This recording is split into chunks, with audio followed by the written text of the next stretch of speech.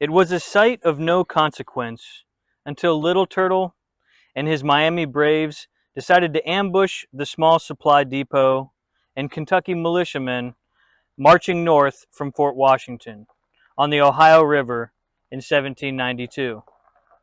General John Adair and his Kentucky militiamen were en route to Fort Jefferson with supplies intended to fortify the positions northward in native territory, gained by the Americans through their victory over Great Britain in the Revolutionary War.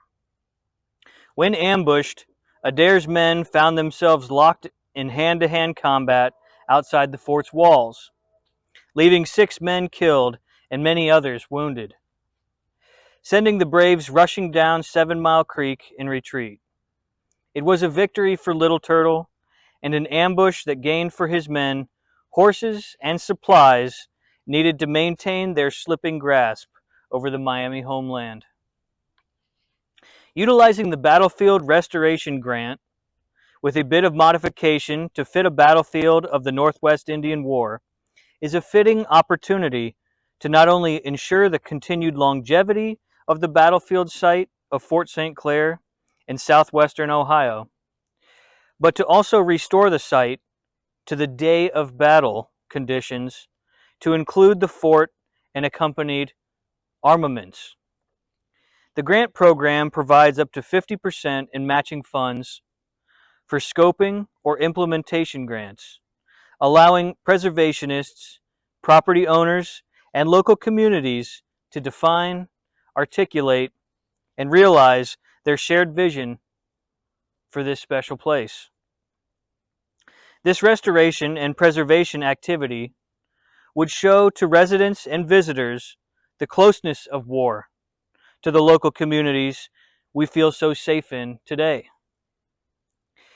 Not too far in the past, the areas of local communities in small rural America were once hostile and war-torn regions. Remembering these conflicts and witnessing them from their original context and with original construction lend to the immersion visitors can gain by visiting these sites.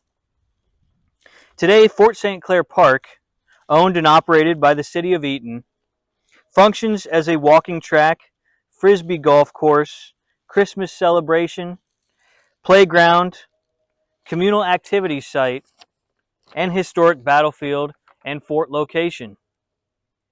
The intent behind a battlefield restoration grant would serve to enthrall the location with 18th century fort construction and battlements present during the Battle of 1792.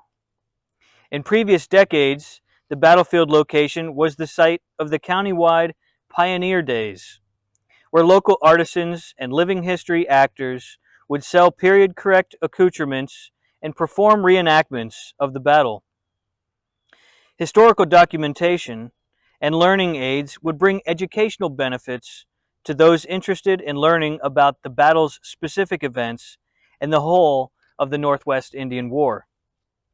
Working with the local city council, Preble County Historical Society, and county genealogy, funds would be raised at county historical events such as the Independence Day Festival, Conservation Day Camp, and the County Artisan Fair to muster a portion of the funds needed to procure a matching annuity by the Department of the Interior for the purpose of fort construction and maintenance of the battlefield site.